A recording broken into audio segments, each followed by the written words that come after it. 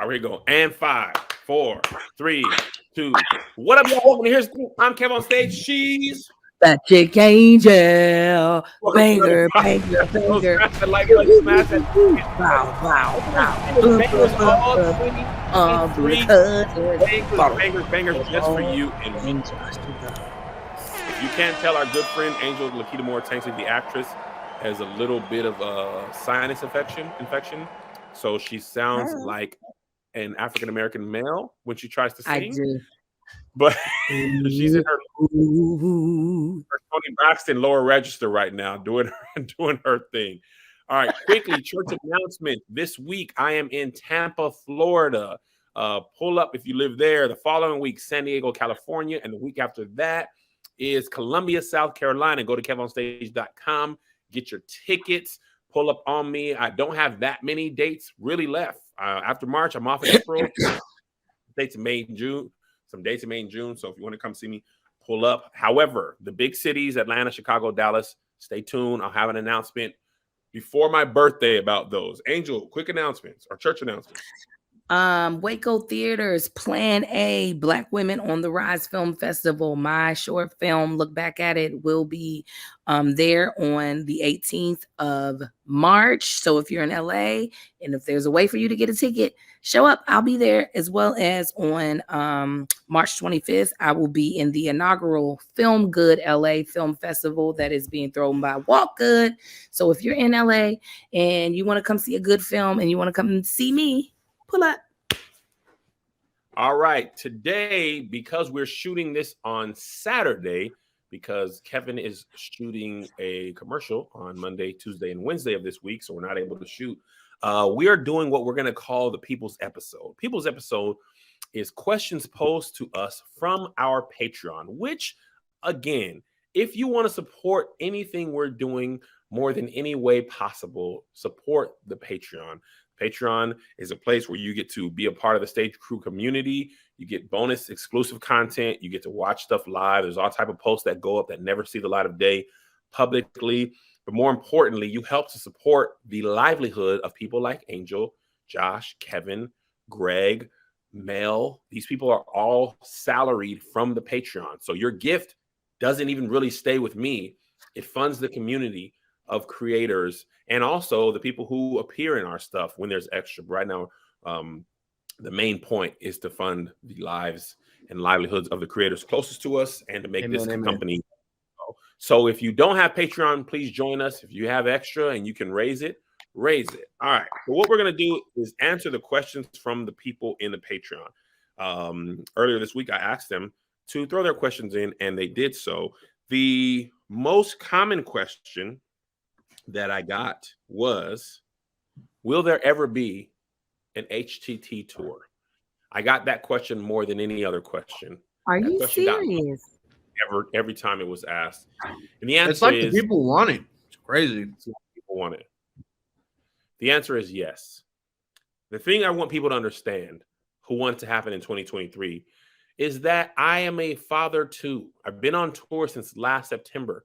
My brother passed away suddenly in September. I was on tour in October, November, December, January, February, March, April, May. I'll be doing dates in June, July, August, and September. People want to, 2023 only has 3 more months that I'm not currently on the road. I do have a family that I like to tend to. That touring is hard for them. So I don't want to spend my whole life on the road. But of course, we want to give the people what they want. So I'm working with my team to plan something in 2024. Okay, I will talk with Angel, who also is very busy actress and mother. So how many dates? I don't know. Exactly when? I don't know. But will we give the people what they want? Yes. What the show looks like? I don't know. We have to figure that out because I'm not interested personally in just doing topics at the show. If you come see me, I want to give you a show, a performance. And I know a lot of podcasts just do their show live. I'm not interested in that nearly as much as something else. So that's my answer. Of course, I usually give the people what they want. When I give the people what they want is the answer. All right. This is, I want y'all to know, this is the first I have heard this. Me too. Me and Josh are finding out on the People's episode. And we have so many group chats open all the time. Also, before we get too far in this episode, shouts to our good sponsors for the podcast today: HelloFresh, Talkspace, and Policy Genius. Back to the people. We'll tell you more about them. We'll tell you more about them in the later in the episode. Yeah, so HDT24 could be possibly a thing for real. And that will be exciting. Kevin, tell me, was it my sheer nagging you? Was it the seeing that the people actually wanted it? What made you? I know why it's not happening this year. That I know, and I'm not going to say why. What made you go, all right, I'm gonna try this again, even though I really don't want to? It's a couple things. You got to give the people what they want. And I promise you, and I swear on my everything, on the dead homies, if this tour don't sell, and I mean immediately, you, the people, not Angel, not Josh, you, the people, will be held responsible. You who asked and begged, and I'm talking about from the moment the dates go live, I better see 10%, 20%. I get the tour dates and by percentage of sold. And when I tell you, it better be going up. Theoretically, they should be sold out from the Patreon only. I better be seeing them things go up because y'all done asked to go to McDonald's. It better be the best burger you done ever had. You better play in the play place all day. But it's a combination of things. I tend to give the people what they want. And letting go of the past and my bad experiences, what the performance of a live podcast was something I really had to like sit with and understand that it didn't have to be that way. The times that I've done podcasts like this, not with Melissa, it was infinitely more exhausting than any other live performance I've ever done. So my mind is playing that. And at the same time, it sold worse than anything I ever did. So as a business person, I'm just like, this doesn't make sense monetarily. And this doesn't make sense as a performer. I'm not interested. The other part of it is I'm not trying to be on the road as much anymore. I'm just not. I would like to take the Beyonce approach. This tour, she's had the least amount of dates I've seen since she's been solo. She's like, you know what? Y'all come to the other cities. I'm doing less, bigger venues, but I'm not going to be gone. She's not being gone all year like that. She's not even going to the Bay Area. So I think that's what it was for me. And we'll see. I hope it does well. It's only in my best interest and the interest of the podcast that it does well and it's fun, because having another live show that's lucrative and fun, if it does well, that means I can relax on stand-up. It's something that I don't have to like go and create material. That's the part of stand-up that's hard, is you got to go make sure that material is good before you can even go to theater. Somehow you have to work it out. There's no way around that. If you don't work it out in front of people, it won't be good. And I'm not going to them big markets and not being good. Yes, Joshua. To be clear, Beyonce is performing in Levi's Stadium, but is that added? Because that wasn't there early. August 30th, she will be there. Oh, well, at first she wasn't being in the Bay, or I didn't see no Bay dates. I got you. She's bringing a lot more regions together, but she's definitely condensed. So yeah, those were my concerns. Fair concern. Well, okay. Fair enough. Fair enough, because it just felt like you were hating on a black person. I was like, y'all be people, not Josh. But no, you were. Like, huh? You were. Listen.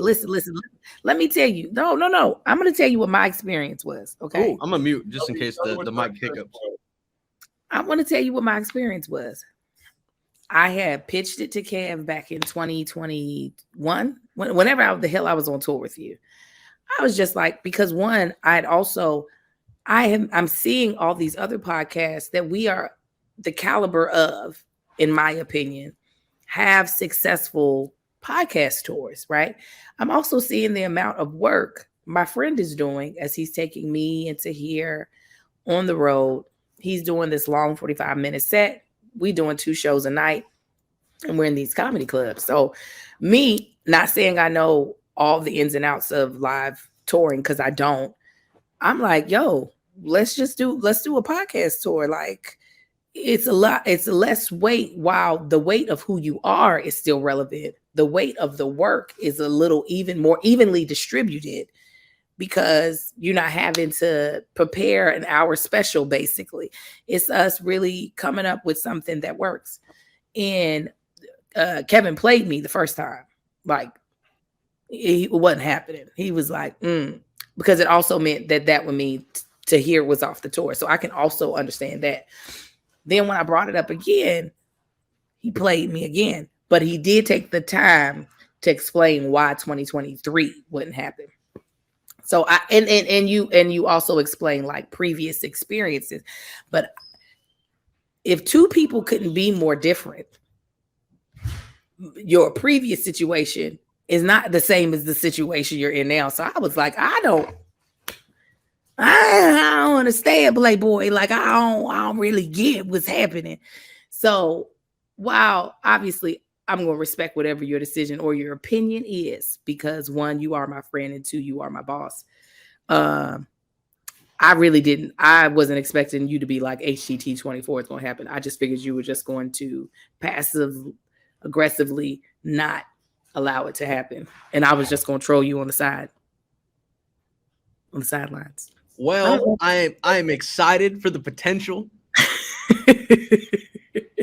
for us to be traveling again as friends and co-hosts. Go on tour, Angel. Go on tour with Josh.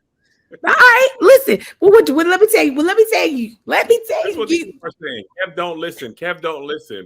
That's not it. That's not it. The new tour is called This Thing Here. Kev does listen. Kevin doesn't always articulate at the beginning to me what his no is, why the no is. So I then begin to feel the narrative of what the reason for the no is. He eventually had to explain to me what his reasoning was behind it. And I was like, oh, okay. I still want to do it though, but then I could easily.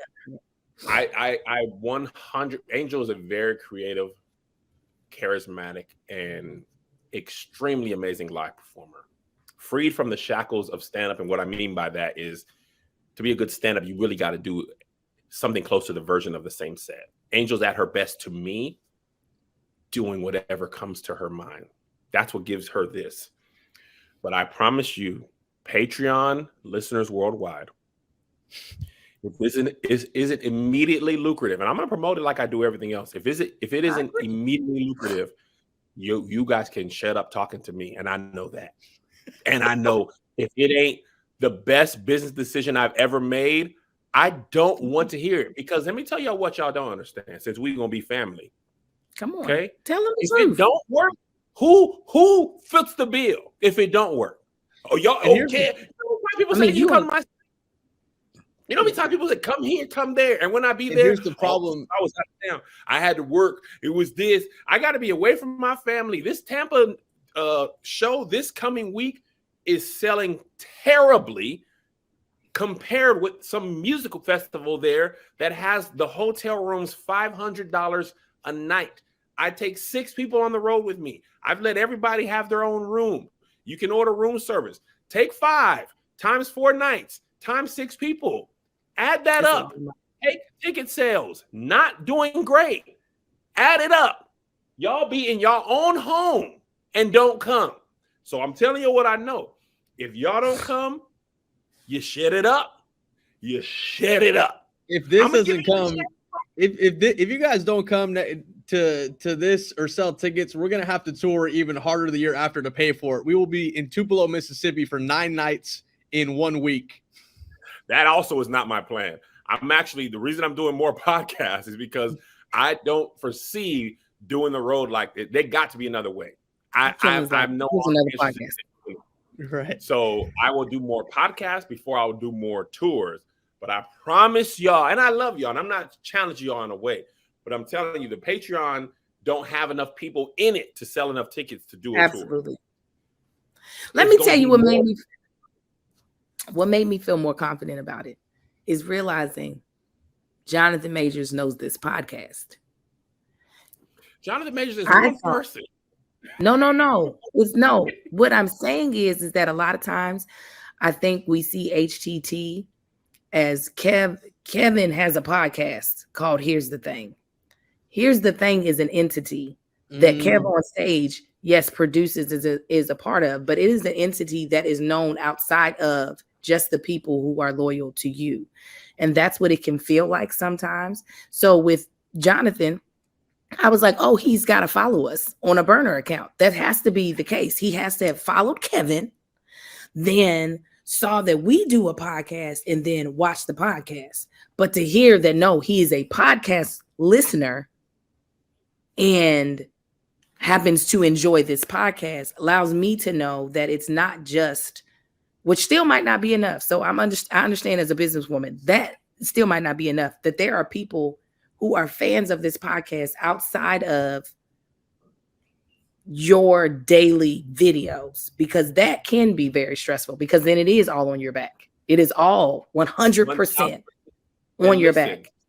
Here's a question, Kev, you underestimate. Here's the thing. Stop that. A good business owner needs to underestimate, because when you overestimate, you lose money. I want y'all to understand, you, the people, lose nothing. If you don't buy a $30 ticket, you lose nothing. I can lose money. I have employees outside of Josh and Angel. Touring is not guaranteed to be successful. There are rappers who have had to cancel tours because they don't sell. Now, do I not believe in Here's the Thing? Absolutely not. I never said Here's the Thing is nothing. And I agree with Angel. Melissa said that too. She was like, Kev, I actually think you're underestimating. You're not seeing the reach is different than just a Patreon. All of my business success has come from underestimating. I underestimate every tour I ever have, because if you overestimate it, you lose money. I don't have money to lose. I'm not in the business of doing things to lose money. So just understand that I don't take touring lightly. Even something as simple as 4 cities. If I'm going away from my family, I should be coming back to my family with more money than I had when I left. I would love, if Here's the Thing became as big as the 85 South show, it would be the best thing in the world for me. I would love to only have to do podcasts live and not have to worry about stand-up material. It would be amazing. I would love it. Oh my God, y'all about to get on my nerves. We need to change the subject, because now I'm manifesting negative. It's frustrating me, because I'm not making myself clear, and what people are clear. Saying, it's not clear, and comments are frustrating me. No. I do. I want it to be joy.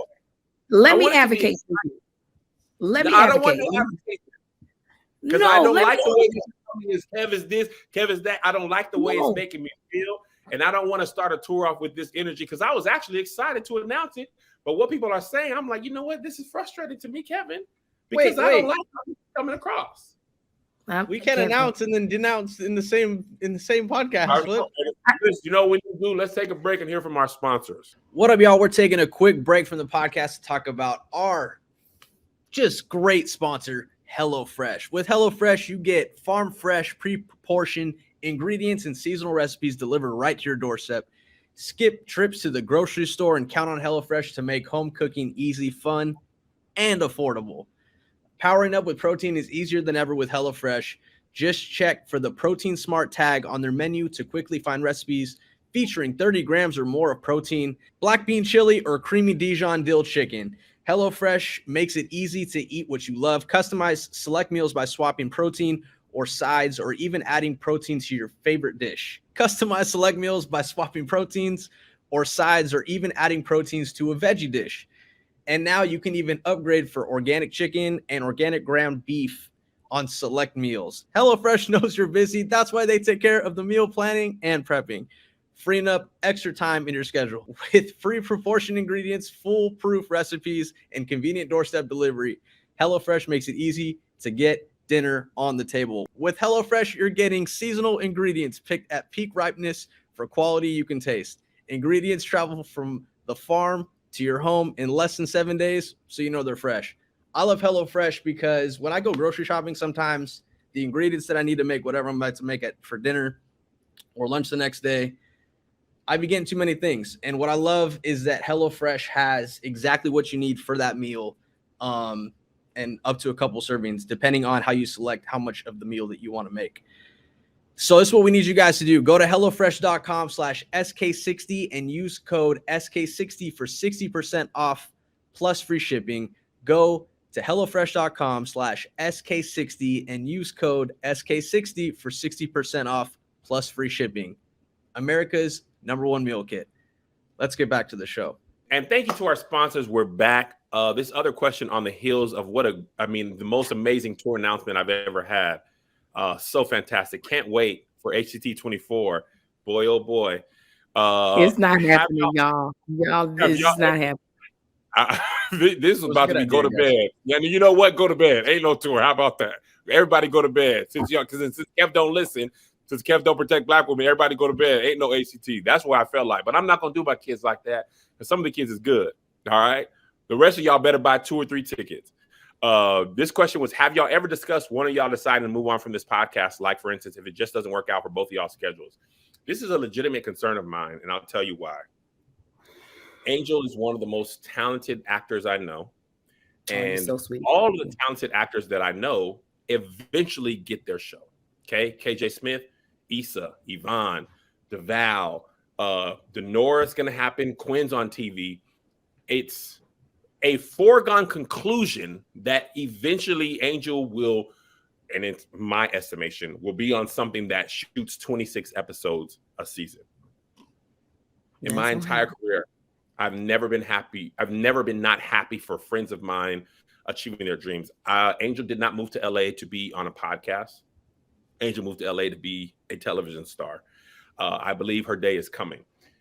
I believe Angel has every intention of doing this podcast.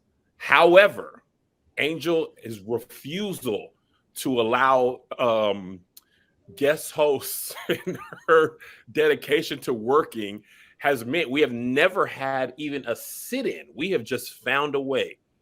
But Angel is also a dedicated actress. So I'm curious, because I don't be auditioning. I make my own stuff, and I usually make my own hours, so I can work around my own schedule.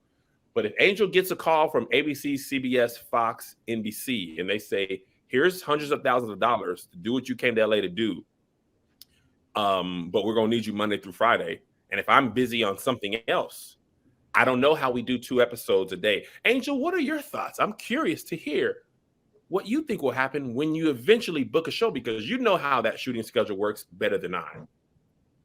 I think you'll end the show before I do.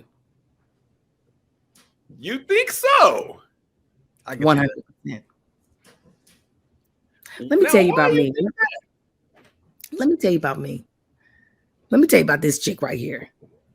Is that I'm the type of chick that negotiated, here's the thing, into her television contract.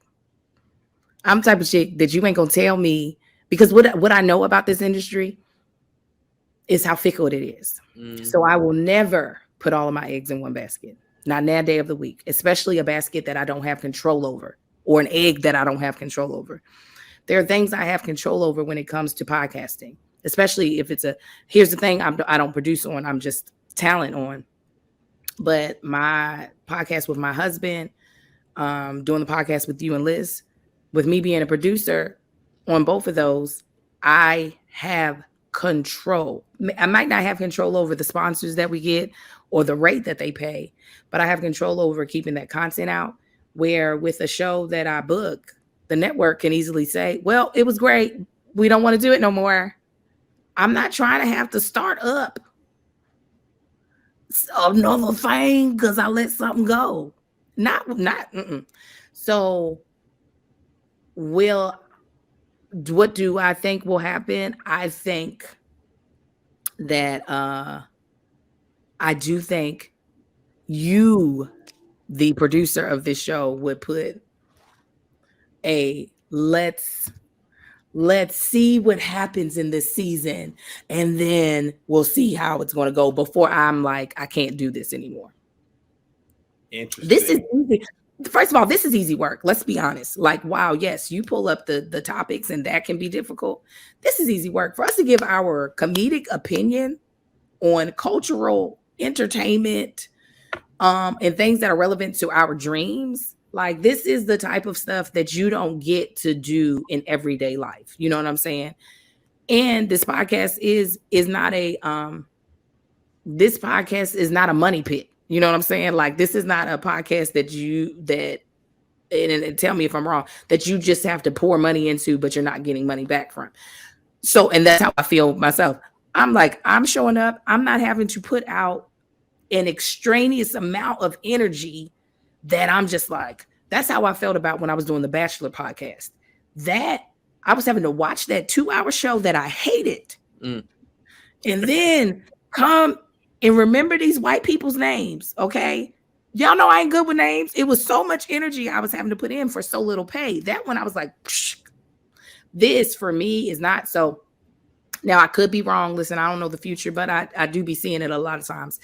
And I think I will always fight to have ownership over the stuff I do outside of a show, outside of a television show. So it's going to be hard for somebody to take podcasting away from me, especially, here's the thing. Very interesting to me. You think so? I was very surprised.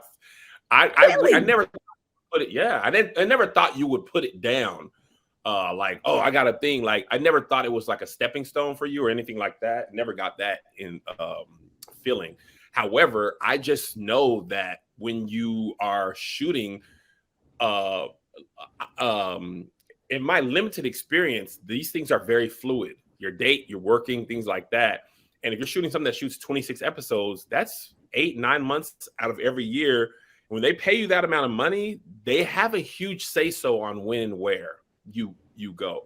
And I don't know how that stuff works, but I figure, and on top of that, you're a mother, you have small children. I know it's important that you spend time with me. So am I. So I'm not auditioning for those shows. So I have more time available, and I'm trying to do more of this and less of this being the travel. For podcast tours, you know, the great ones that everybody loves that are just why are you opening that door again? Because I'm gonna tell you why. We are being family. The Patreon people, as much as I tried people to join today they was in there. I said I'm not looking at the comments, but it was hard to see y'all, so the comments came back up.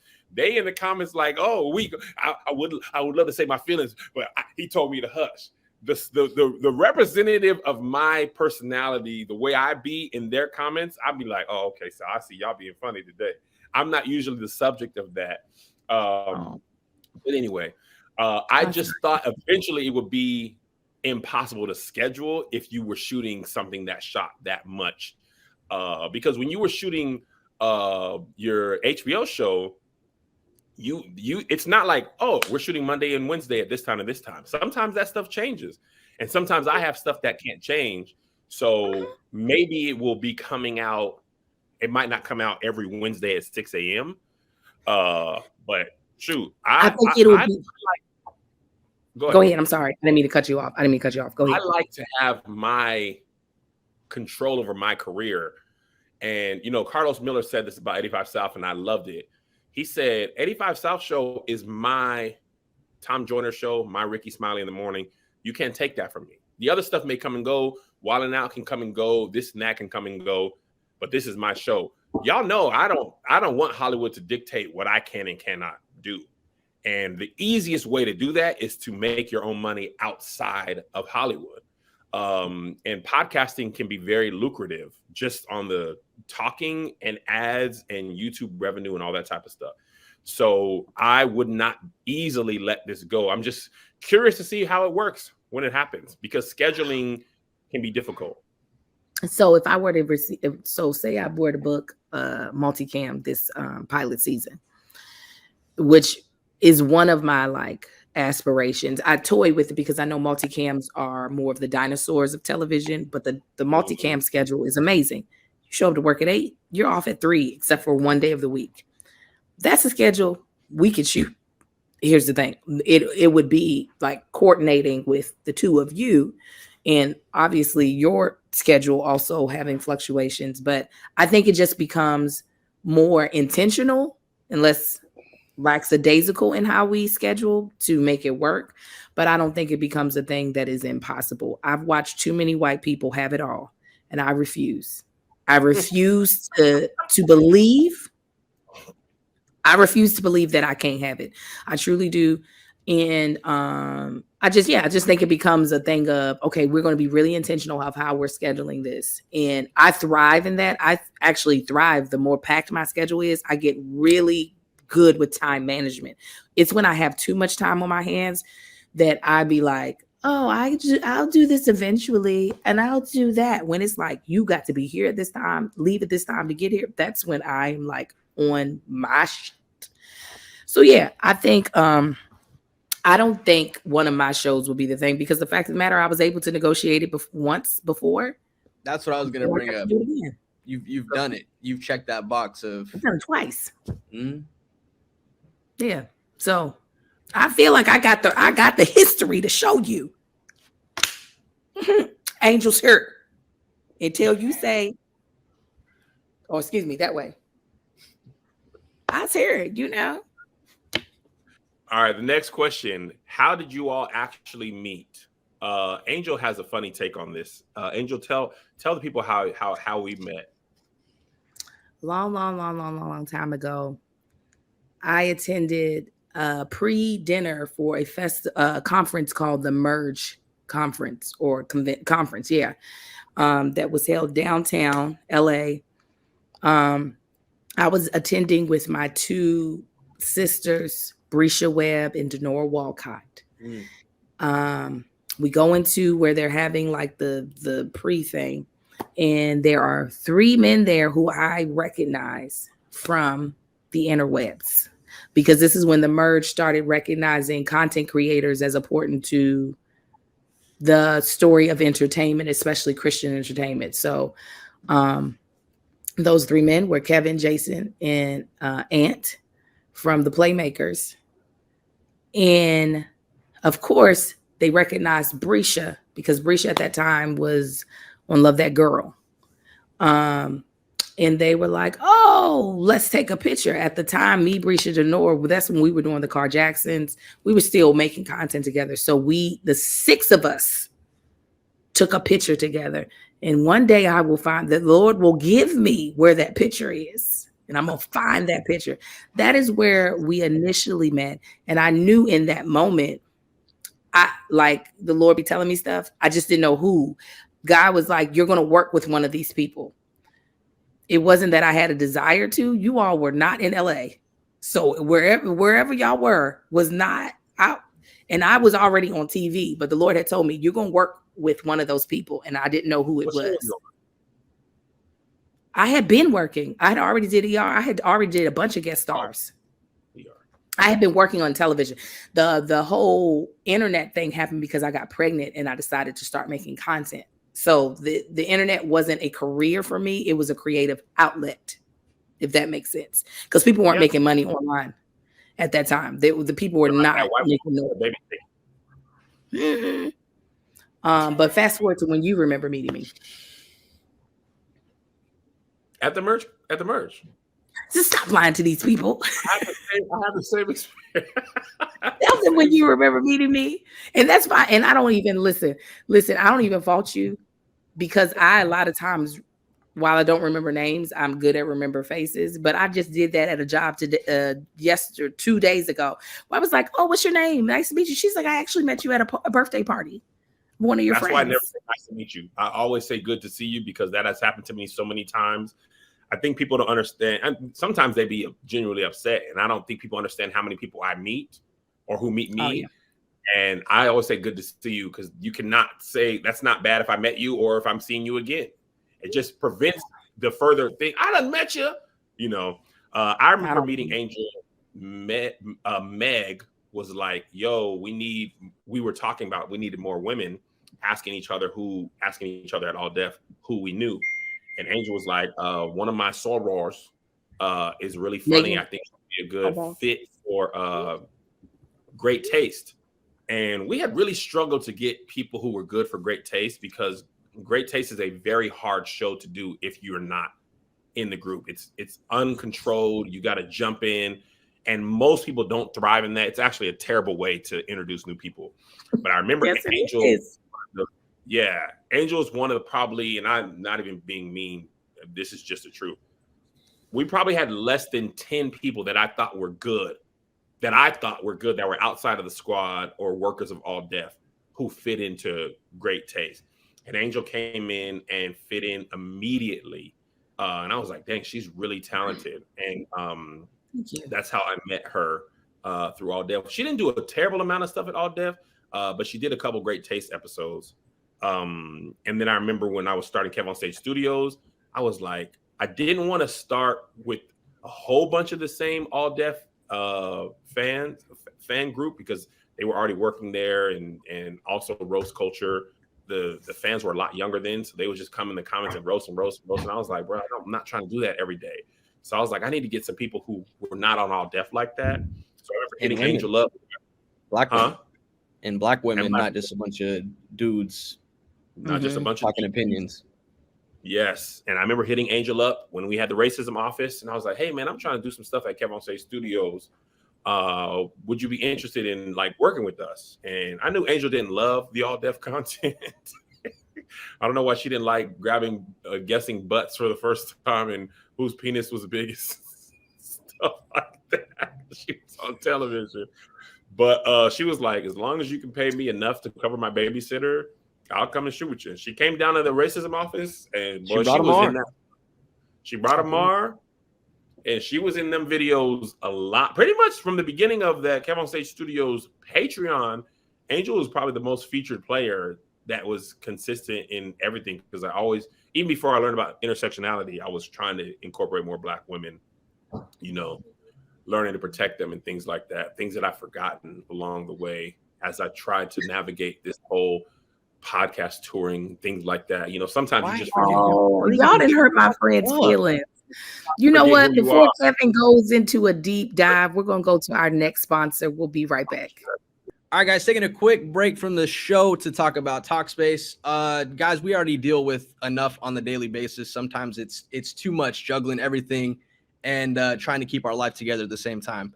And a lot of times when it comes to therapy, it's tough to find a place to start, because it's a whole other mission that you have to try and schedule and set up and interview for therapists, and it's a whole thing. But Talkspace makes that 1,000 times easier, a lot easier. Sometimes people wait until something bad happens to talk to a therapist, but why wait? You can get a therapist through Talkspace. Therapy can help shift your perspective, find tools to cope in difficult times, and be a guiding light. Getting started is the most important part. Talkspace makes it easy and affordable.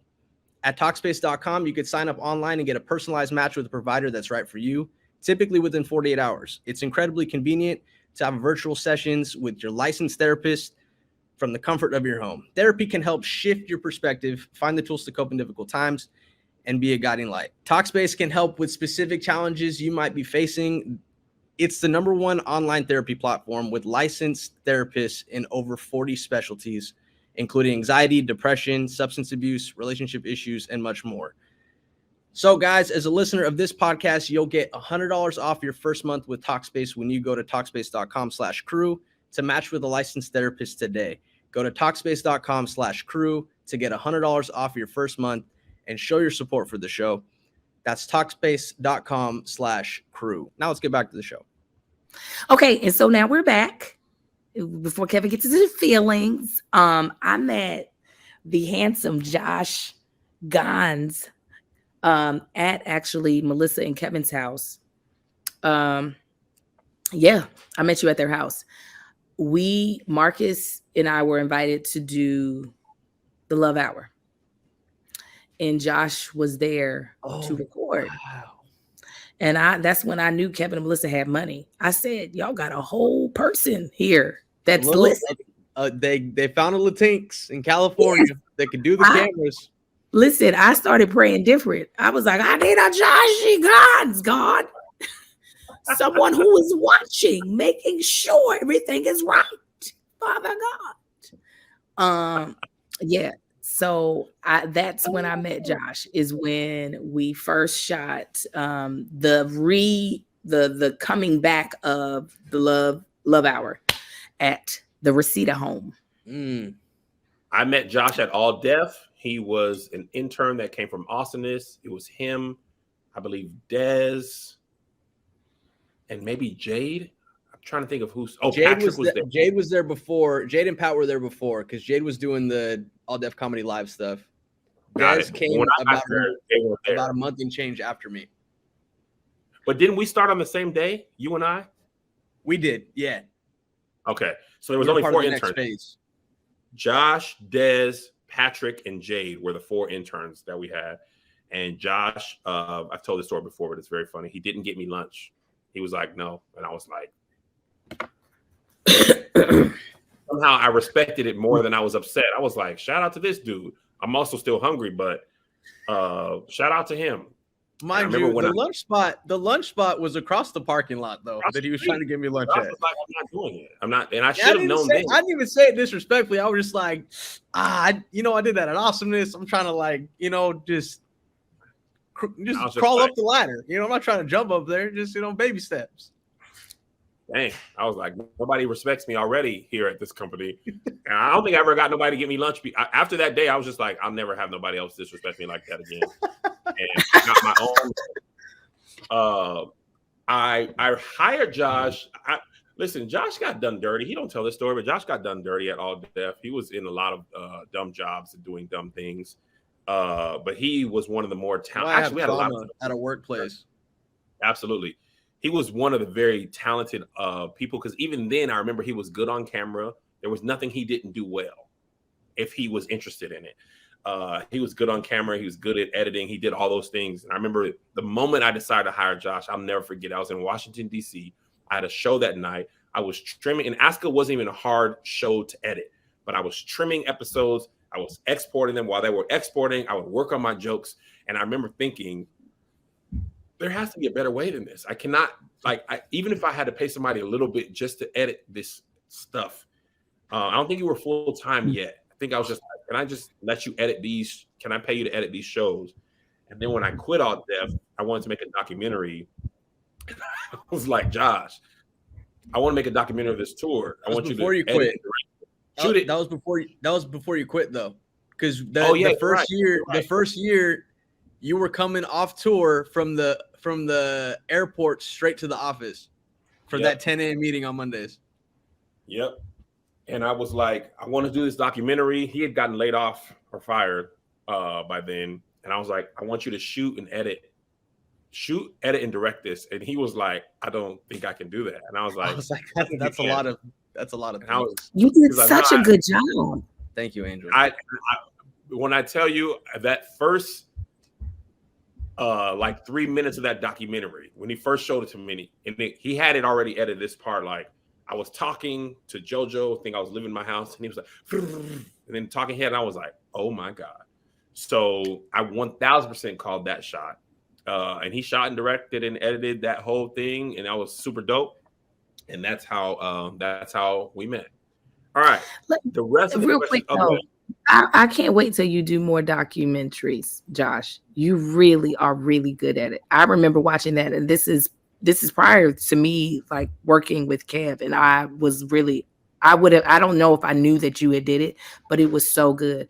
I watched that documentary from front to back. It was amazing. Thank you, Angel. You're very welcome. Kind words and encouragement for more. It was good. It was good. Good job to you too, Kevin. It was just storytelling was amazing. Yeah, we went on tour and we documented that tour. And I've just, I was so afraid of what a tour would look like and making money. I remember on that tour, I didn't know if we would be able to pay Tony and Tahir until I believe like the 3rd month of the tour.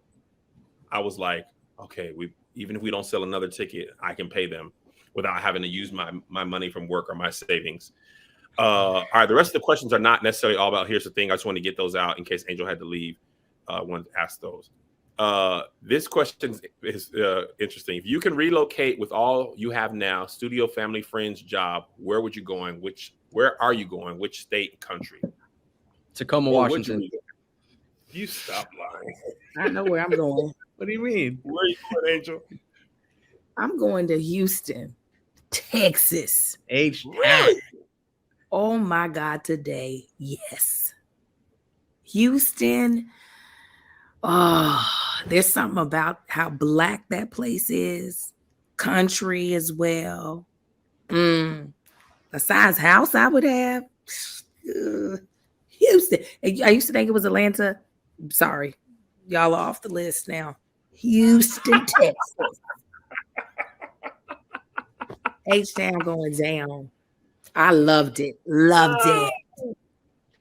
I think I would go to Atlanta.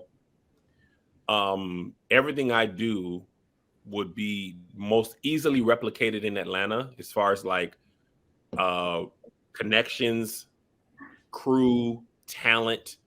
It has the most dearth of black talent behind and in front of the camera.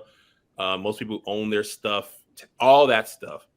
Traveling wise, the amount of nonstop trips I would take would be immaculate.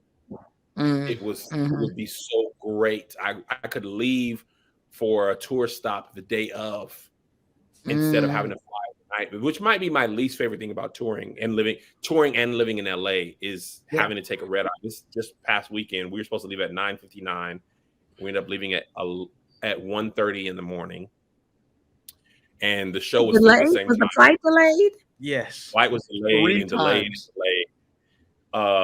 And if I could live internationally, I would live in London. Which reminds me, I am doing a Patreon exclusive accent coach training session with accent coach Jack next week on Patreon. That recording is it live. Phenomenal content, Kevin. It's going to be great. He reached out to me from that video with Happy Music. Happy's going to learn an American accent. I'm going to learn a British accent. Although I think British people have a leg up on Americans because they watch way more American TV than we watch British TV. They're inundated with American TV from birth. I'm not, but I cannot wait to learn how to do an accent from an accent coach. This has been my life's dream to take a job from a Brit on a British show. I want to be on Top Boy, Summer Sausage House. Josh, where would you move to? Off top, Arizona, because I got some nieces and a recent nephew out there now. Also, I like to golf, so that's like a little golf mecca. I would probably say there, or honestly, I had a great time in Nashville. I would like to spend more time in Nashville. Nashville's a good time. I had a great experience there. There's a lot of white people drinking in the downtown area, though. A lot of woos, over-indexing on white people wooing, which I don't tend to make me afraid. I wouldn't be downtown much, but I wouldn't be downtown. Other parts of the city are great, but I wouldn't move to Nashville, but I do enjoy it. Next question. What's your realistic plan to reunite the country? Realistic. I like how we're speaking about realism. To reunite the country. Wait a minute, we're supposed to have a plan? We're supposed to have a plan to reunite You're the president the of the country? United States. You need to reunite the country. What are you doing? To be my most authentic self. How does that help? That's because I feel like when people are authentic, we don't have surprises and we know where to place you. It's when people be playing games that you be like, oh, I'm gonna put you in this place. And then they do some stuff that messes things up. So if I know you a racist a-hole, I know, let me not put you over policies and procedures. Let me not do that. Let me not put you in education. Yeah, you're not policy genius. The Patreon saying reunite. When will we ever united? I'm going to segregate. I'm going to come up with a plan to fully segregate us. All the blacks. We're going to live in the warmer climates because this is going to be dry. Whites get where it's cold. I don't want to segregate us. I'm going to let the brown people, get to pick first. Yeah. That's a crazy segregation. They said, y'all go take that little piece of Oklahoma and leave us alone. And we did. And they were like, what are y'all, successful? We'll burn it down. What do you want from us? Just We thrive left when y'all. we thrive when we're in our tribe. And they were like, aha, integration. Get I away think from if I each were other. I don't think I would even try to reunite the country. I would advance the cause of Black and brown people before anything. For my 4 years, they would probably try to overthrow me or get me impeached, because I would be having all type of executive orders, reparations, student loan forgiveness. I'd be freeing prisoners. Larry Hoover would be out, get him out, free the real. I would just be like, with whatever power I have, I'm gonna make it. Y'all think it's bad now? Let me be president. Black kids, y'all gonna get all the stuff from the government. Y'all think it was bad now? You just wait till I become president. Black and brown folk gonna be eating. White people, y'all had a great head start. It ain't equal no more. Y'all gonna feel the pain of oppression. Y'all think y'all oppressed now? How about y'all really be oppressed? I'm gonna oppress y'all. I'm gonna give you 4 years, the toughest 4 years you ever got. Listen, they might take me out, but during the 4 years, the 4 years, 100%. I'm freezing all the accounts that are ahead in generational wealth until the furthest generation is caught up to that wealth, and then they're back on. Distribution, taxing the rich, and if they take me out, I'll be immortalized by the people. My name will live on forever. You'll have a statue eating coochie like Martin Luther the King. One of our Asian friends said, "Can Asians have stuff too?" Absolutely. Asians, you getting your own spot too. Get in with us. I'm gonna let them have all of the Northern California, Washington, Oregon area. Y'all tear that up. Pam said if we were segregated, she would have a husband by now. Oh man.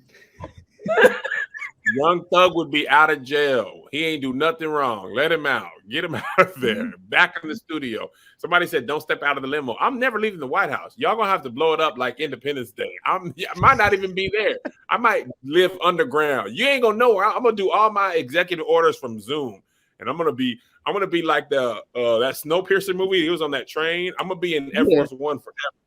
I'm flying for. I don't even touch the ground because I know y'all want to kill me. You're gonna have to find me first. I'm in the woods. You know, Melissa only like new builds, so she ain't living in the White House. She'll be like, "This got old bones. We're gonna have a new build." She would hate it. She would hate it. All right. That was a good one. Here's an interesting question.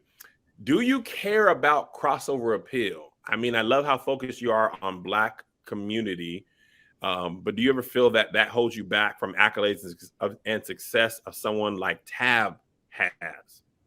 And before we answer that question, let's take a quick break.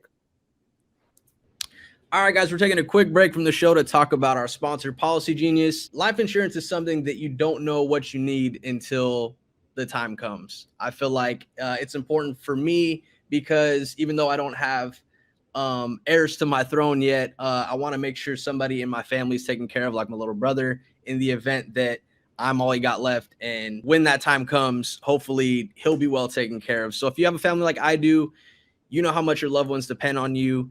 In worst case scenario, you wouldn't want them to worry about money. A good life insurance plan can give you peace of mind that if something happens to you, your family will have a safety net to cover mortgage payments, college costs, or other expenses. Now is a good time to take the lead to future-proof your family's finances by getting life insurance, and Policy Genius gives you a smarter way to find and buy it. Policy Genius was built to modernize the life insurance industry. Their technology makes it easy to compare life insurance quotes from America's top insurers in just a few clicks to find your lowest price. With Policy Genius, you can find life insurance policies that start at just $25 per month for $1 million coverage. Some options offer coverage in as little as a week and avoid unnecessary medical exams. Policy Genius has licensed agents who can help you find the best fit for your needs. They work for you, not the insurance companies. That means they don't have an incentive to recommend one insurer over the other, so you can trust their guidance. There are no added fees, and your personal details are private. No wonder why they have 5-star reviews on Google and Trustpilot. Your loved ones deserve a financial safety net. You deserve a smarter way to find and buy it. Head to policygenius.com or click the link in the description to get your free life insurance quotes and see how much you could save. That's policygenius.com. Now, back to the show. All right. Thank you to our sponsors. We're now back. I will say this. No, I never think about it. I don't care. All I ever want is to be accepted by my community. Anything else is extra. If I were to, and I'm not saying this ain't for everybody, this is just for me. If I were to approach my art like that, I think it would be inauthentic to who I am as a creator, right? They always say this regardless of race. Quentin Tarantino says, make the movies you want to see, right? Martin Scorsese makes mob movies because that's what he grew up around. He don't make them so that Black people will like them. He just makes them and people like them. Black people love them. We love Goodfellas, but he didn't make it for us. And I think that's how I approach. I think Tab is Tab. And I think she's 100% authentic to who she is. But she also don't never let you know that she's Black. She's not one of those people who hides her Blackness for the sake of crossover appeal. That's one of the things I love about her. She speaks on the issues and she does what she does, but she's open and loving to everybody, but she don't alienate nobody, but you never are mistaken that she's for Black people as well. I think for me, I've never done any of this to be rich, wealthy, or any of those things. I just want to I want to make dope stuff that I'm proud of and travel the world and be with my family. That's it. I don't need to be rich to do that. I don't need to be wealthy. I don't need to have $1 billion or $100 billion. I don't need any of those things. And I don't need the six. I could do comedy that everybody loved, but then I wouldn't love it. And I couldn't make money doing something because then comedy is fun for me because I get to tell whatever I think is funny. If you like it, you don't like it. I got some jokes on this tour that people be like, oh, snap. But it's not like rude or something. It's just like, I didn't expect that. I've never done anything like that. And I never will do anything like that. That would feel like work to me. And I couldn't work like that. Angel? I am crossover. Like, I think there's a misconception of being Black, not being crossover. White people like me. Mexican people like me. Asian people like me. And yeah, this Mexican like me. Latinx people like me. All of them. I do feel like I don't really need to. I think that's what is wanted of us, to begin to question how we present ourselves for likability. But I truly feel like me just being me and me being really honest about the things that concern me is relatable to anyone of any color, even if it's about my Blackness or my journey as a Black woman. I think people want us to think that there's still not commonalities in that. There's commonalities about fear. There are commonalities about not feeling heard that everybody has. It might be at a different intensity. It might be from a different like being caused by a different person. So I really, and then me as a mother, like the concerns I have as a mother. Yeah. Wow. Maybe a white woman doesn't have to worry about the police wanting to kill her child just because of the color of her skin, but a mother is always concerned about her child living a long life. So I'm crossover, and I'm not going to let nobody think just because I'm Black and I wear an Afro and that I wear things that are Afrocentric and I support Black businesses that other people can't relate to me and enjoy my content. All I do is for Black people anyway, which isn't exclusionary. That's just be reminding people you outside of your lane. There's a TikTok that was so funny. This white dude was doing some piece of content. And they were like, you should do one for Black women. He was like, I stay in my lane, which is white people business. That's Black people business over there. And people who always try to invite me over there, don't be the people who in that lane. It's be people in my lane trying to invite me over there. So I make comedy for everybody, but specifically for Black people. Anybody can laugh though. But I don't be like, white people, y'all get away. It's just be like when they be doing stuff that I be like, now come on now. That's not y'all stuff. That's when I be like, it's for Black people anyway. But,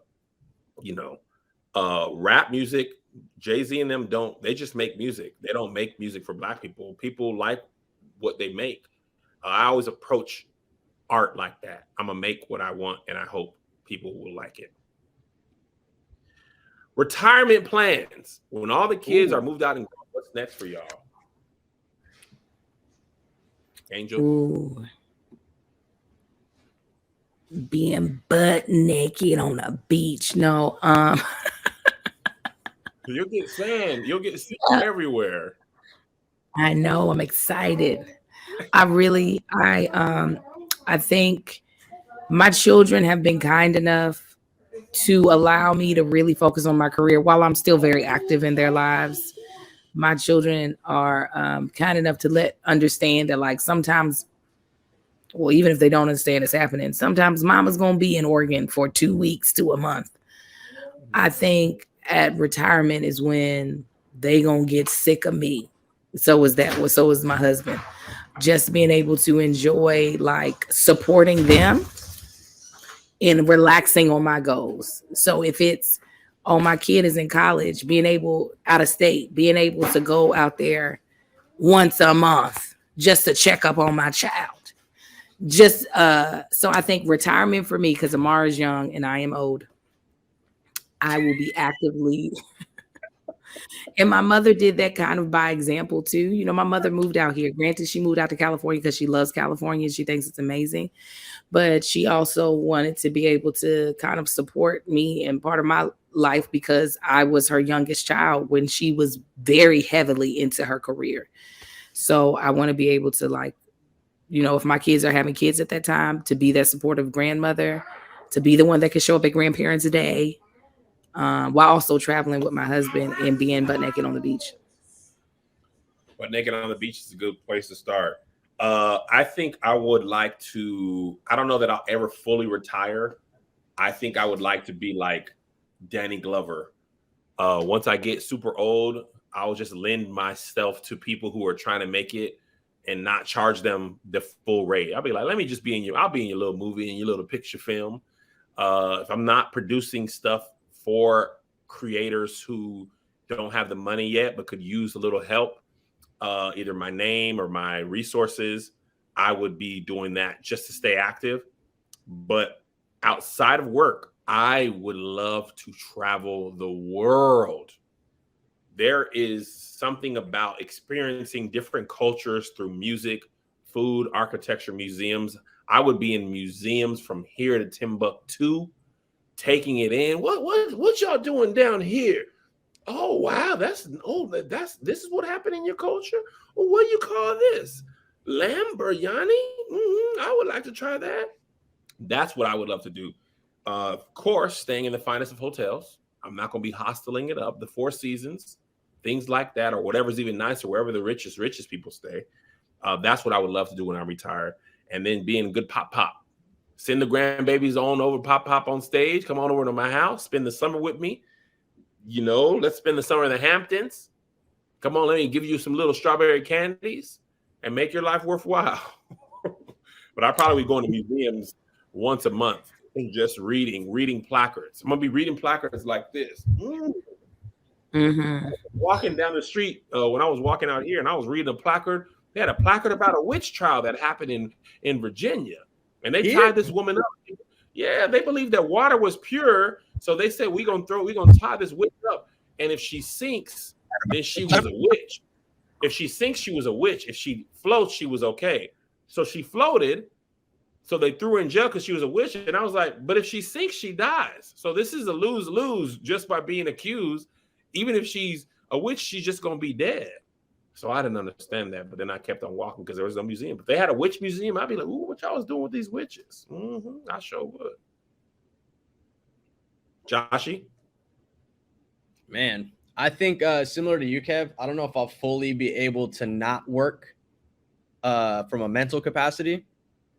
Because I am like a busybody in terms of like just like working on my craft, if that's taking photos or shooting whatever. But I think I would like to continue telling, especially at that point in life, telling the stories of the people around me. Whether that's like ideas that they want to help execute, whether it's documentary wise or helping bring some of that more to life, I think, but being a lot more selective with what that looks like. But definitely, like, I mean, I love to travel. I always have. But yeah, I don't know that much more out of that I've thought about. That's enough. All right, we got to let our good friend Angel go. She's got to be a present mother. I can get in one more question. Come on. One more. She said 10 after. I said 10. Okay, let's take it easy, man. Just take it. Here's an interesting one. This one we can all answer. What is your favorite decade for R&B music and why? How was that an interesting question? It's the answer is 90s. I don't understand. Have you been consuming a lot of R&B since the 90s? No, I don't know these people. I don't know these people's names. I couldn't tell you. You put one of them women in front of me, other than Janae, her, and Jasmine. Oh, love her. I don't know what Summer looks like compared to What's Her Face compared to What's Her Face. What's a face? There's somebody who sang to sound like Erykah Badu. Ari Lennox. Ari Lennox, Summer. I'm sure there's a 7. Is there chick named 7? What she look like? Okay, let me ask another one because I think R&B is the best for me 90s, but 2010 to I'd say 2013 to 2023. If I could choose that decade, it's been good too. But let me ask you this one since you I would go back to the 50s. I'd be like, okay, Motown. That would be my next one. What careers do you see your kids in? Whichever one I tell them to be. Pushing P, fam. I don't board, Angel, based on their personality, what would not surprise you if your kids picked that? What I said. Get out their minds. Their own I'm not in their minds. They like to be guided by me. I think, what's up, everybody? I think little.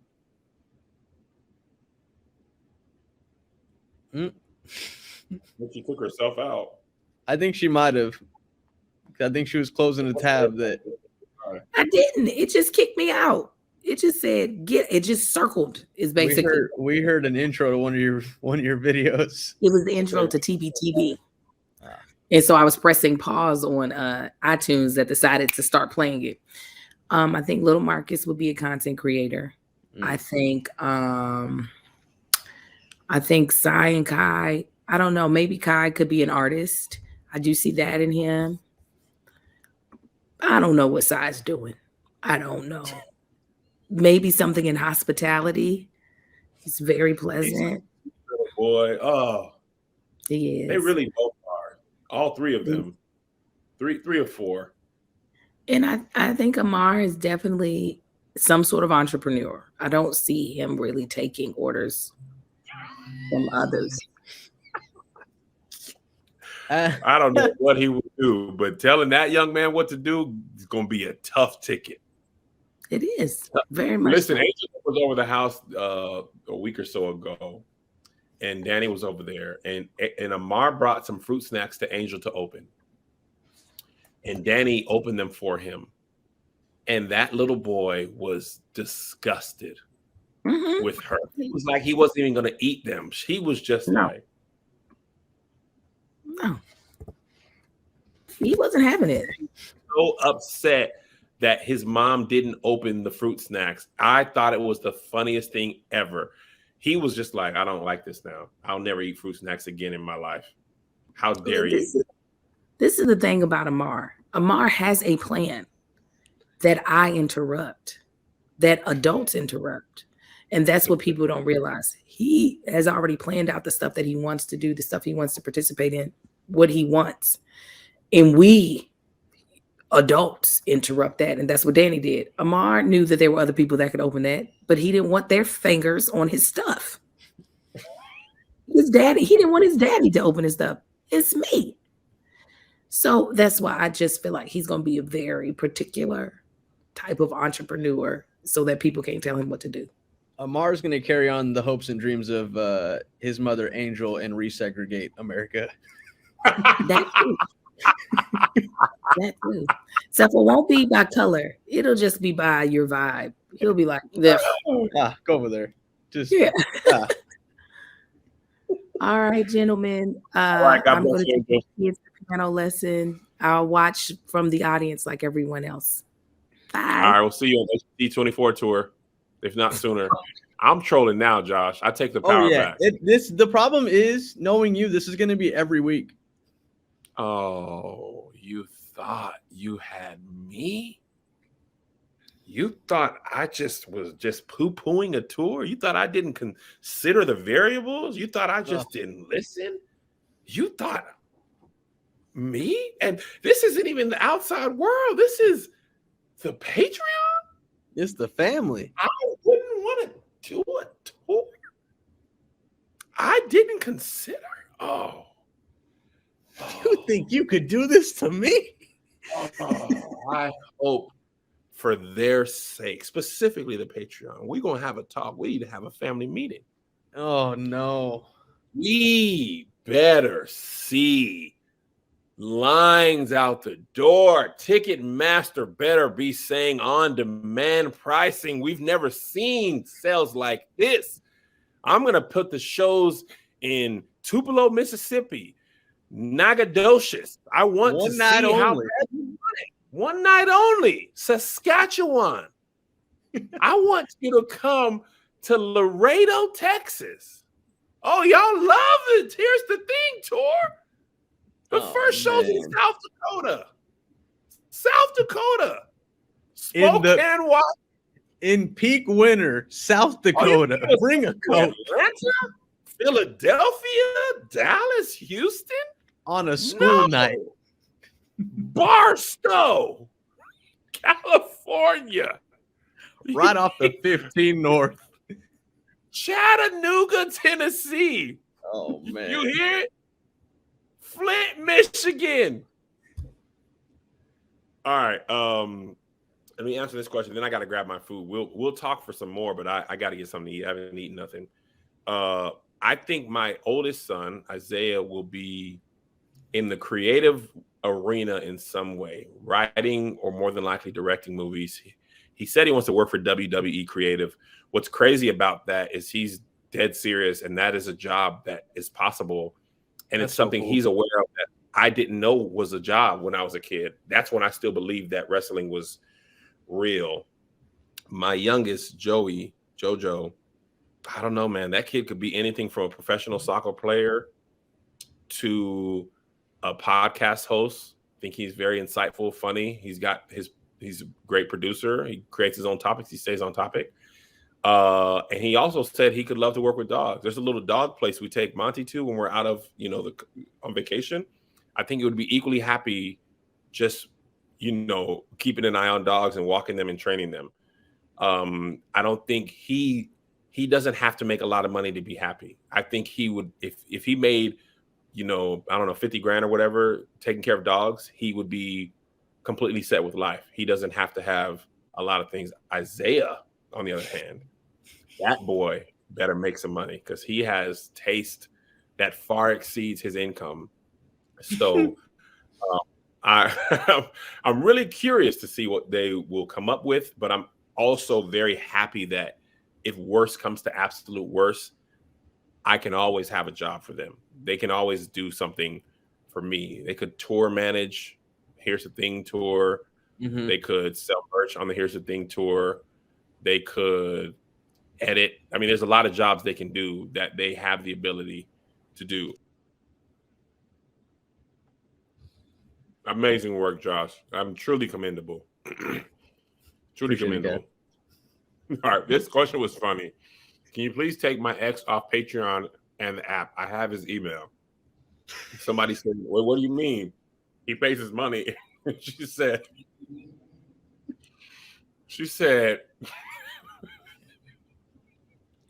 I don't want him to be able to laugh.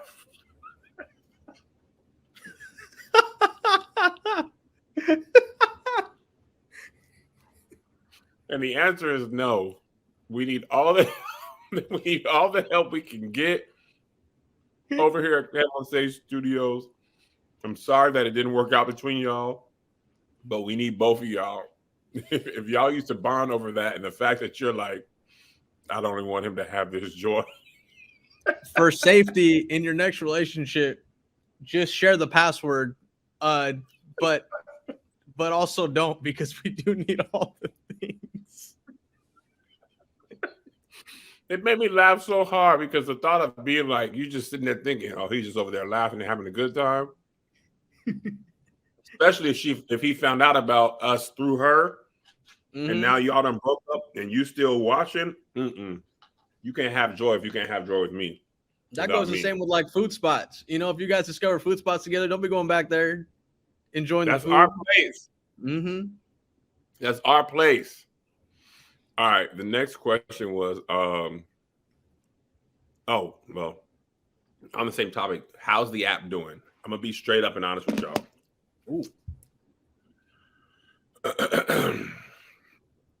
The app suffers from the same things that any other streaming service suffers from, but they are more detrimental to us.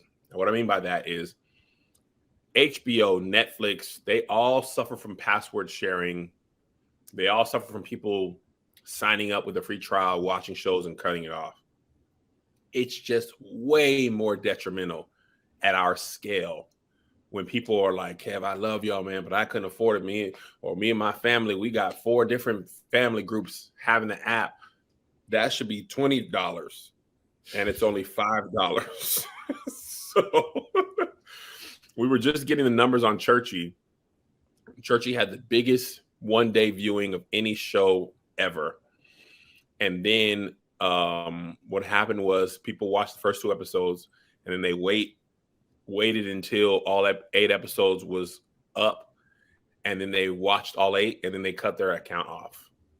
And I was like, so they would pay, if they would even pay, they would get 1 month out of it. And it took us doggone 4 months of shooting and editing it before it even came out, probably longer than that. So and the other thing that we suffer from that the other ones don't suffer from is marketing and promotion. So Toby is in Transformers, the new Transformers movie, which comes out in June. Just this week, him and Anthony Ramos and a couple other stars of the movie are in South by Southwest with life-size Optimus Prime and the Beast dude, I don't know his name. And they're there talking about a movie that's not coming out for 3 or 4 months. We don't have that luxury. We didn't have that marketing thing. So it's hard to get the word out. We have enough money to make the stuff and pay the people who work there. And in order to market a show, I'm found out after I learned from the app. The movie has a $100 million budget. They usually have a $50 million marketing budget. And we don't have enough money for both of those. So that's the struggle of the app. All right. The next one is, what's the biggest public misconception about you? For me, I think the biggest misconception is that I don't want to do certain tours just because I don't want to, or I don't listen, or I don't weigh the costs. And the truth is, I weigh the costs on everything. And I've got to consider a lot of people when I think about touring. So I didn't know that was a big public misconception until today. But today I found it out from the people who I thought loved me. Patreon, not even non-Patreon people. I found that out. I think the biggest misconception about me is that I'm funny all the time at home. People always be like, I bet you be cracking Melissa and them up at home. No, I just be at home.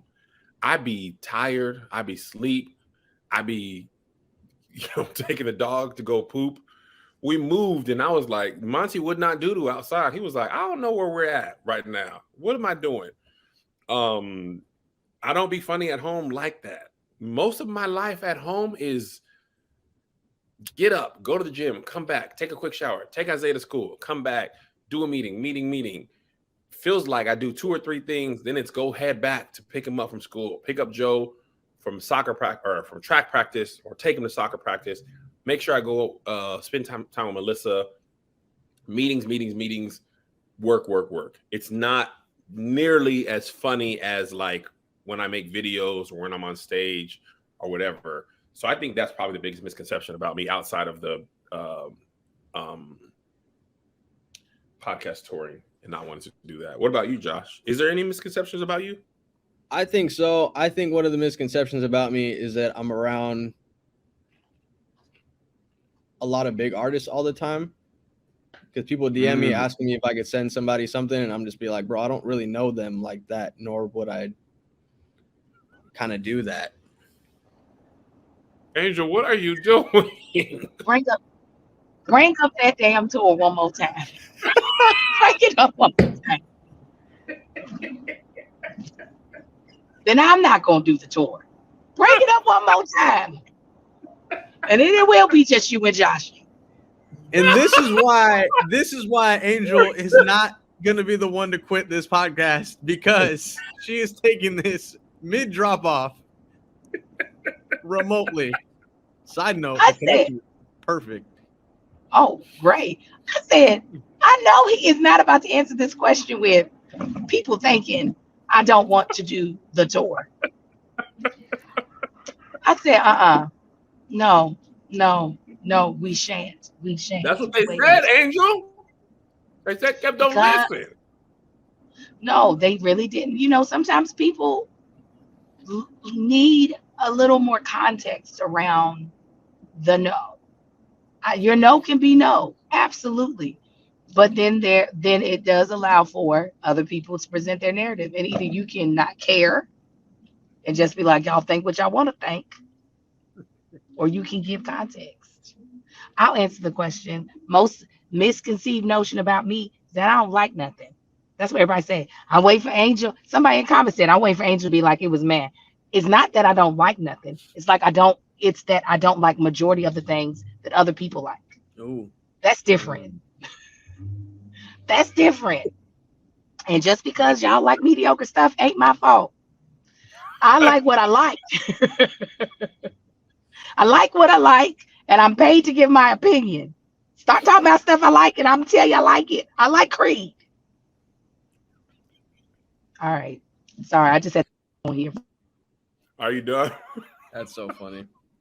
Also, I would say that people think I'm a full-time influencer now, and that is very much not the case. I'm just making content that goes on Instagram or wherever. That don't mean that I'm getting crazy income off of these platforms that are ending programs that paid pennies on the dollar of whatever you guys think might be the case. You know what? I was thinking about a marketing tool for my masterclass. I haven't made the video yet. I was also busy promoting for the NAACP and then for this tour. The biggest misconception is that about influencers is that most of them make enough money to be only making money off of social media. That is not the case. I think people think that if they can't make enough money to do it full time, they're not successful. Oh, Angel came back. Oh, you know what? They had called me because the kids is late. But I'm back. I'm dropping them off. Okay, I'm listening. I was just saying that the thing about it, I think people think because a lot of my friends and people in my circle are full-time creators, that the majority of people are, and that's just not true. The people that are in my circle are in the top one. It's crazy as it sounds, top 1% of all creators. It is very uncommon to have even more than 1,000 followers on any social media site. How many do you have on Instagram, Josh? 41K. Okay. 41,000 is way more than That's a most lot. people will ever even dream of. And in our group, Josh is one of the smaller ones. Tony having 2 million people. Angel has what, 300,000, 400,000, something like that. I have on Instagram 275. 275. That's just not the case. And I think more people would benefit, like I did, from having supplemental income and a regular job than thinking that if I don't create at a level where it's my only job, it's useless. The best business you can be for yourself is to earn money for your business that you don't have to live off of while you build your business. I think that's the biggest misconception. I know so many influencers who have millions of followers and no bread, literally money or also bread. So that's what I wanted to say. That was a good question. It was. Now that you've made it this far in your life's plans, what shocked you about yourself?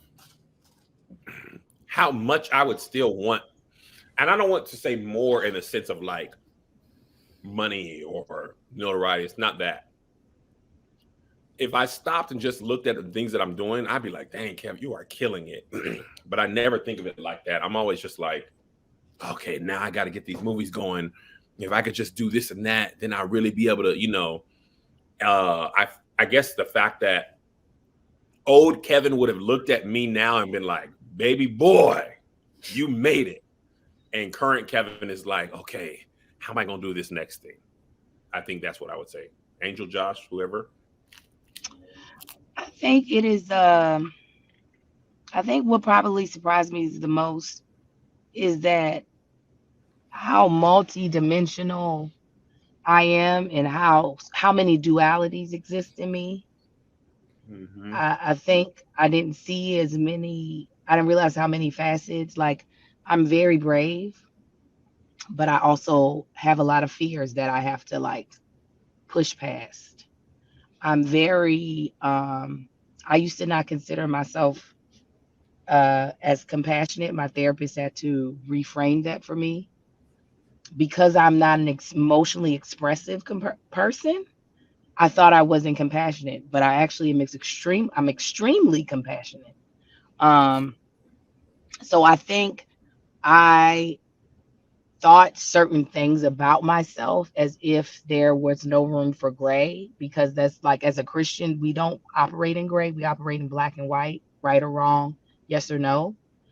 And I feel like as I've gotten older, I've been shocked by how much, I wouldn't even call it conflict. I would say just how many different shades of me exist inside of me that I don't think I acknowledged when I was younger, or allowed them to have their own right to exist within me. That was great. It was very insightful. Joshua? I would say something similar to that, especially younger me looking at where I'm at now, especially as a minority, to be able to be sustainable in this society and climate. I needed, like, it was projected on me to have like a medical job or to have like a corporate ladder job, something that is maybe not sustainable, something that has like job security attached to it. But I think what's really cool about me kind of like stopping and smelling the roses is being able to still still learning a trade that like I'm leaning on, that allows me to be in a space like this gratefully for this long, and it's still going without having to be like, oh, well, this isn't working anymore. I need to go back on a path that I know is going to be, there's going to be like more of a traditional job security attached to it, if that answers the question. Absolutely. Angel, this one is for you. This one is for you. Angel, why don't you showcase your singing more? Because I'm insecure about it. Really? Are you being I for real? have, yeah, that was my honest question, my honest answer. I have a really good ear. I can hear really well. So I can also hear where I don't have control, where I don't have um uh the vocal flexibility to do certain acrobatics with my voice. I have a hard time trying to hone in on what my voice is supposed to sound like versus mimicking what other people's voices sound like. So I can appreciate someone who I can hear all those things, where I can hear breath control, where I can hear how bendable and flexible they are with their voice. People who have even better ears that are able to hear chords inside of a song that I'm like, where did you hear that at? So because of my appreciation for other people who are distinguished in their zone of genius in that field, I am insecure about my own capabilities in it. I know I can sing. Hmm. I am very realistic in what I'm capable of doing, but it is because it is not, because I know how different it is from someone who excels at it.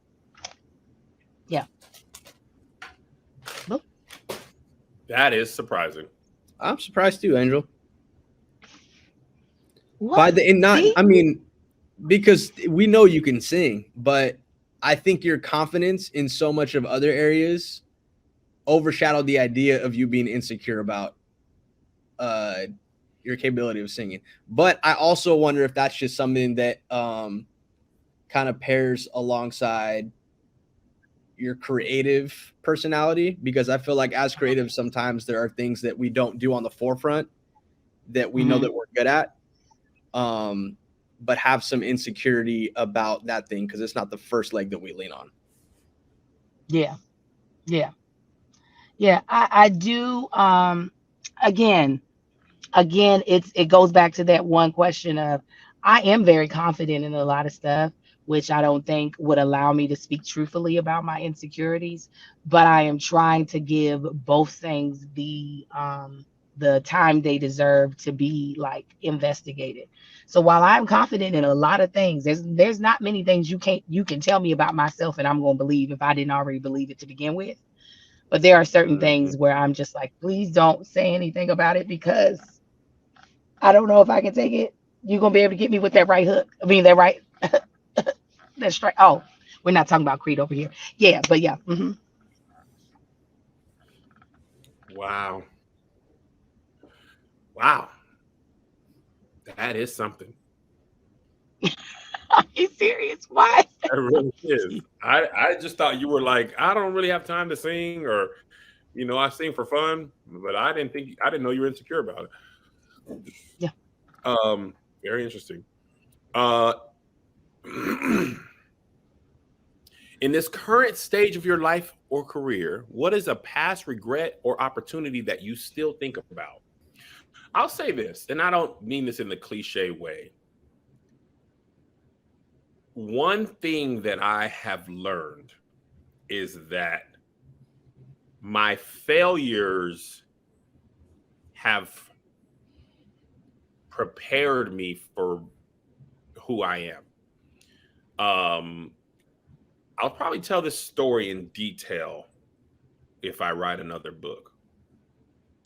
But on Churchy, my close friends know this, and I don't want to talk too publicly about it yet because it'll be a great chapter in the book. I made an egregious mistake. And the mistake isn't so bad that I made it. I mean, it is, but what I'm more mad at myself about is that Melissa, had I just listened to her, I wouldn't have made that mistake. So if I listened to her and the mistake was still made, no big deal.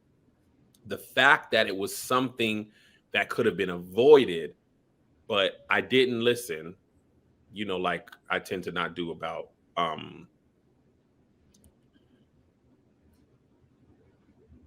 weight loss and training.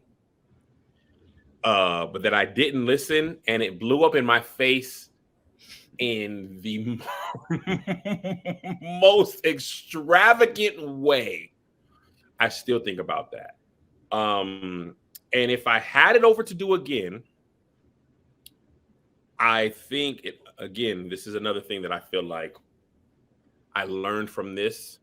But if I could have, I wouldn't have been so open on the internet as I was early, because when it became my turn to be the person in the subject of videos, I did not like how much ammo I had given people.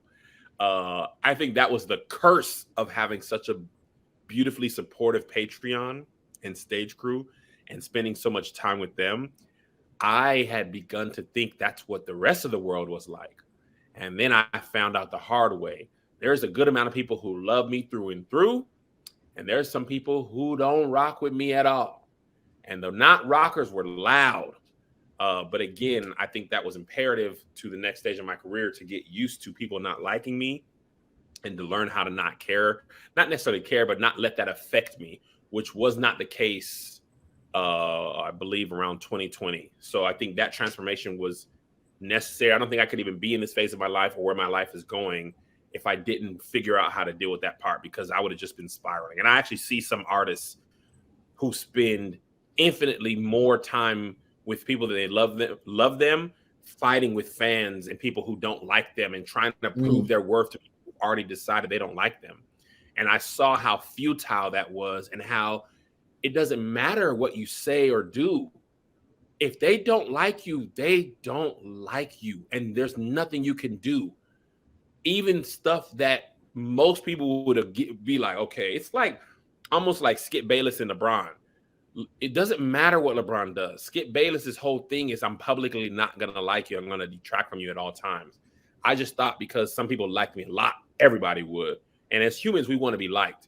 And I found out the hard way. Some people don't rock with you. It's funny. I was searching Keith Lee interview, and I never search my name anymore. I was just searching Keith Lee interview because so many people are watching it that aren't in our normal group of people.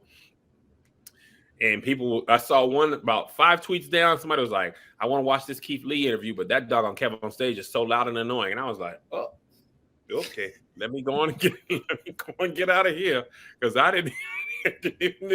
Most people were just like talking about how much they love Keith. They weren't even talking about me and Angel or Josh. They were just talking about Keith. I was just like, dang, this is crazy. About that 5th tweet, I said, oh, let me get that. I'm in somebody else's business again. I'm over here where I ain't supposed to be. I got to get back to my regular timeline. So, yeah, that's what I would say to that question. I regret. What's our biggest regret? Yeah, I talked for so long. In this current stage of your life and career, what's the past regret or opportunity that you still think about? It's a regret that I still work through. My biggest regret is that I am a rule follower. Me and my therapist talked about this. Being someone that grew up in the church, following rules is the way you determine your value. You know what I'm saying? If you are a child that is very obedient, if you are a child that is easy to handle and comply, you are more valuable and seen as a greater asset and just as a better person. And I like feeling that way. However, being an artist, it behooves you, especially in the landscape that we're in right now, it behooves you to find loopholes. It behooves you to break rules and push past whatever people said was the rule or the standard. And it is such a so opposite of who I am. I have a hard time setting my own rules. So like, it was a really big thing for me to negotiate my podcast into my contracts, because that is not something I should be doing. I should not care. I should just be happy that a network wants me. But for me to be like, nah, I don't care if that's what's in there. I need y'all to fix it or I'm going to walk away, is me intentionally getting out of that whole premise of being a rule follower. I feel like I would be so much further along in my career had I not allowed the standards of what happened before in other people's careers be the path in which I thought my career had to follow. It would be so very different. And I remember my therapist said, if you were in the military, your rule following skills would be an asset. They're not an asset. So I am now trying to create my own rules because it will still give me a sense of comfort because there's rules for me to follow, but not basing those rules off of other people's standards or what history has said has to be done, but based off of what I believe will best serve me in every moment, in all decisions going forward in my career. A quick thought on that. I meant to say this earlier, but I was listening to Ty Tribbett's new album. First of all, The live version? Oh my gosh. The album alone was good, but the live version, it's outstanding. And I kid you not, I started crying during one of these worship songs because Ty's album and his ability to make you want to turn up, but then the worship part really hits. It made me miss old church so bad. And I was crying because I was like, man, I missed this. But it's not like I just don't go because I'd be on the road. I told Melissa this. I said, God, worship hit more when my life was shame and guilt were heavier on me. Mm-hmm. It made me cry out to God more because I always felt bad and guilty and like he needed to save me and all that. As I've leaned more into the grace of God, I don't feel as much shame in everything I do. I just used to walk around condemned. So I would break into worship because I'm like, God, I'm so dirty and I'm so useless and I make so many mistakes. But as I've grown up, I wasn't taught much about the grace of God. It was always about the condemnation and hell and this and that combination. It's the fear of God. Fear. That was the other key. Fear, shame, guilt, condemnation. And those lyrics used to open up my worship because I would feel like, please take me back. I'm so ugly. I'm so useless. And now I don't think my relationship with God is so heavily built on grace. I can appreciate him and his love for me in so many different ways. And church isn't even the same. Like the amount of time people spend in church, even if I went to church at my current church as much as they have church, it would still only be Sunday morning. Where I grew up and most of my life, it was at least 2 or 3 times a week at minimum, sometimes 4 or 5 if you consider rehearsals and things like that. And I think I just missed that moment, but I wouldn't trade my understanding of God and his grace for the weight of shame and guilt, even for those moments of worship. And it was still beautiful to feel his love and think about that. I'm also way more in tune with my emotions since Jay passed, and they flow much more freely. I was literally walking down the street and I was like, dang, I am crying. Like I'm really missing that moment, but I know that I see God differently, so I won't worship in that same capacity. Does that make sense? Yeah. No, absolutely. Absolutely. Listen, God's grace thing is real. It wasn't until I was a full-grown woman that I realized I could not work my way into heaven because I really was like, I didn't clock in my hours. He's gonna be like, well done. Like he's gonna be like, you put in 6,572 hours consistently for the kingdom of God. That is what I honestly thought. My mother had to help me reframe. She was like, there is nothing you can do. She was like, it is grace. And I was like, oh, what if I didn't do it? Anyways, Josh, you go answer the question. Honestly, I think rule following, I wish I didn't follow the rules as much, because like even growing up with single parents, right? They didn't have the help of each other in the same room. So it was always fear and discipline to get me to do what they wanted me to do, right? Whatever. I mean, with the best intentions, of course, that led into church as well. And I will say, I do wish at All Def, I was a little bit more confident in my abilities and what I brought to the table, because I let that job make me fall out of love of producing content in a full-time perspective. And I haven't really been open about this before. So this is kind of new ground, but, I didn't lean on that confidence in what I was able to bring. I knew I was bringing a lot to the table when I was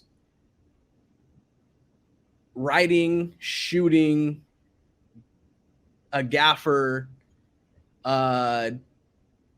for like my own interview setup for the All Def Music side, and like following that process through with the edit and everything like that, and like story producing as well. But for me, I wish I kind of doubled down and asked for more, even though that place was kind of just all over the place in general at the time for that side. Instead of me watching myself fall apart there and lose a passion that I enjoyed doing, which was help telling like some stories, providing a platform for like other creatives and artists to thrive in, and not kind of standing my ground, but letting myself fall out of love with something that I enjoyed doing at a time and period. To let that dictate me, even my next step. Like Kev kind of had to court me into working for him because I was in a mentality at that time of like, I never want to be in like an office setting. Not that at the time it was an office setting, but like I'd wanted to just not be underneath an umbrella of like having to do this, and this.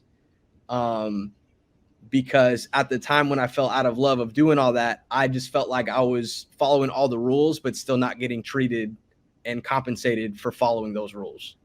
And that's what just drove me to the edge of like, there's not going to be another situation like this. So I'm just going to let this bridge burn to the ground. And I'm still good with that decision. Don't get me wrong, but allowing my emotional side to lose that connection with the passion of telling stories and producing that type of level of content, that side is the one regret that I do have about all that, to the point where now I feel grateful for that opportunity a little extra.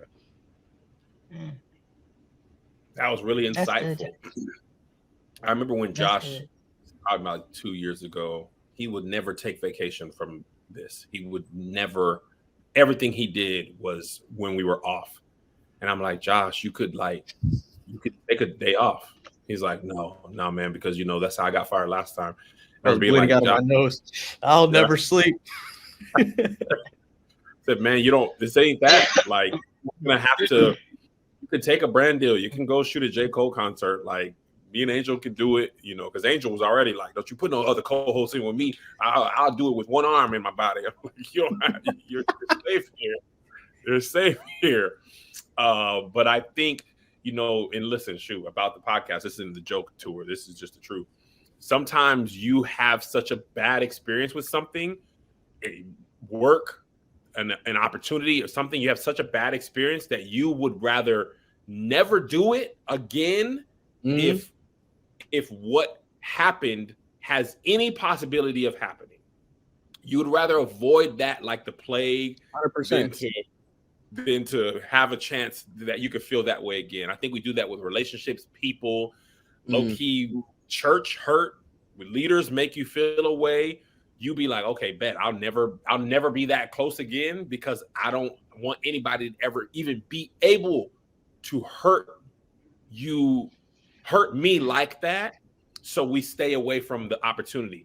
But in doing that, you often can also rob yourself of the benefits of that as well. If you don't give yourself a chance to try it again, then you never know if it can be different. If you just expect it or only believe it can happen in the way that it did, then you never let it have the opportunity of being different. I don't know if that makes sense, because I kind of talked a little bit. It makes sense. This is the reason why I won't let you have a replacement host. I have been replaced before permanently. Kev Kev replaced you for the NAACP Image Award hosting. Remember that? I've been replaced on multiple occasions. So that lets me know. So I am fully aware I am replaceable. But guess what? I'm not going to give you the opportunity to do is to make it easy. So that's why I'll be like, who you think? Who you think coming up in my chair? Nigga, no. I stand with Baba Voss, Angel. Listen, unless it's Melissa Fredericks, you can put her in my chair. That's cool. That's Gucci. Outside of that, miss me. I respect that. And that surely could be fear speaking, and probably is. I acknowledge it, and I will let it breathe. I feel that. But I feel the same way. Nothing about it. What'd you say? You ain't gonna feel no different. You're just acknowledging that it's fear. Yeah. Yes. Absolutely. Absolutely. Yes. Oh man. All right. This has been a long day. It's 2 hours we've been live, and that's just for this episode. This is the work that it takes to make sure y'all get your 2 episodes in a day. I now got a show in like 4 hours, and I'm getting ready to take a pre-show nap, which I probably will do right now. But listen, in all seriousness, if you really listened or watched this entire episode, I want you to know that you are loved. I'm glad you're here. I hope, for more reasons than you can believe, that when these tour dates come out, you really buy them. I hope you understand that it's not a light thing to go on a tour. It's not a free thing. It's not a given thing. It's a huge undertaking. So for those of you who asked for it, I hope to see you there. For those of you who are hearing about it for the first time, get your ducats together. If you're not on the Patreon, consider joining. It's a great time. It's a great time. I enjoy it tremendously. It actually allows me not to focus so much on the rest of the world. If I'm tripping and the Patreon tells me I'm tripping, I'm probably really tripping. Because I think those people who have been around probably get me more than most people. So I would take their words. I could take their criticism constructively, whereas somebody just roasted me on a timeline or whatever. I would not put as much stock in that if you don't really know what I'm about or how I move through the world. So I appreciate you. Listen, somebody said, and this is great too, we love you, but you gonna get these jokes too. Don't take us seriously. That's true too. I probably took the jokes as serious because it pricked at what I take seriously, which is my reputation and the way I am up here in the world. But it's all love. I have a firm belief that if you don't argue amongst friends and family, are you ever really truly being your full self? I don't believe you are. But we will see you guys next week, Patreon, sometime. We'll figure that out later. God bless you. God keep you. We'll see you at the front. Here's another banger for you. Here's another one. Here's another banger for you. Here's another one. Here's another banger for you. Here's another banger for you. With my boy Kev on stage and that chick Angel.